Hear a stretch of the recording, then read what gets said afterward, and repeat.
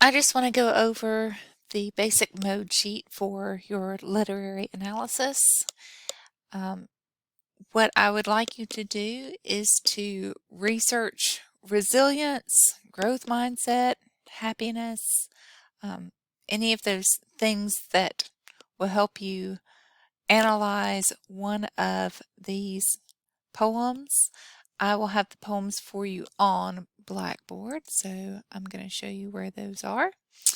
You'll see them in your literary analysis section.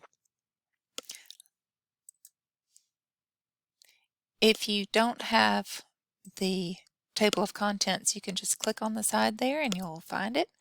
Then you can click on literary analysis, which I don't have open for you. Hang on. So literary analysis, click on that on the left and you should be able to open it. And then you can see where the poems are. They're in a little folder, trying to make it pretty evident by saying click here. Notice the works cited done for you already. What a lovely gift. Make sure your sources are in alphabetical order. That one's incorrect. I need to put Angelou, comma Maya at the beginning of that. So the rest of them are correct. Yep, just checking. Okay, they're not in alphabetical order though, so make sure that you put your sources in alphabetical order. Now I want you to just choose one poem, and then you're going to have some secondary sources. Your secondary sources are those TED Talks, YouTube videos, whatever you can use to research resilience. All of these poems are about resilience or growth mindset or happiness in some way. So I want you to connect that big idea to these works of literature, these poems. So go ahead and be researching resilience. You can use print material if you want to, but also this time you're going to use videos if you wish. So once you have researched and found at least 3 sources that you want to use, and you have taken notes on those sources, start picking out a poem that fits with those ideas, that really resonates with you.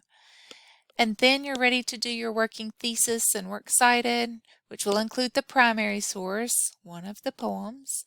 Primary source just means the source you're analyzing when you're talking about literary analysis. So the essay is about the poem, and then the secondary sources are the sources you use to write about the poem. And those could be articles, videos, or other sources. Make sure that when you do a working thesis, you make a claim that is arguable and is more than just a statement of fact. So this is not arguable. This poem is about resilience. Guess what? That applies to all of these poems. So you want to find something unique to the poem that you are writing about and make the claim that the poet is doing something unique, and you say what that unique thing is. And then you can connect it to your research on resilience.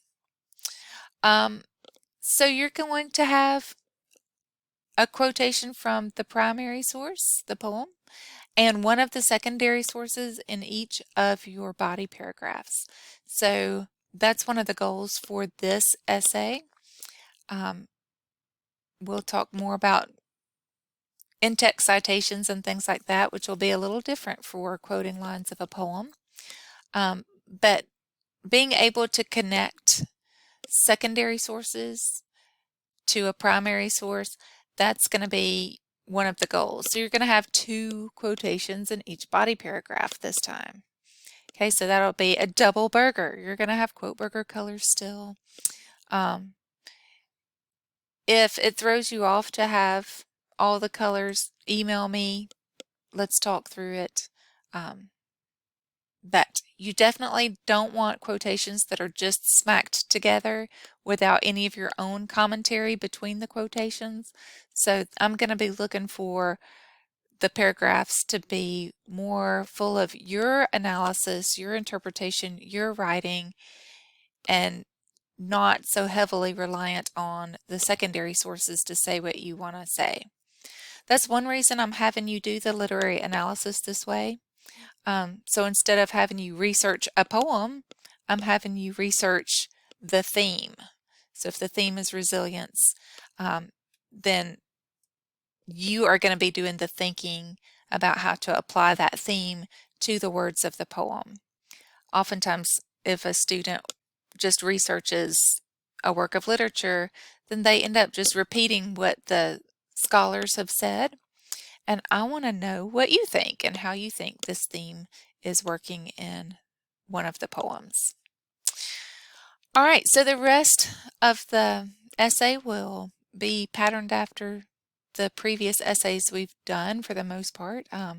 You are going to have an outline. Then you're going to turn that outline into a draft. For the first draft, I recommend just writing using those sources, but not in a way that keeps you from saying what you want to say. So I recommend looking at the way you've paired your sources and explaining it on paper the way you would tell it to a friend. So for the first draft, do that. Then you can write a second draft where you kind of make the language a little more appropriate for academic writing, fix any grammar or punctuation mistakes, anything like that. And then you should be ready to send that draft to the online tutors to get feedback.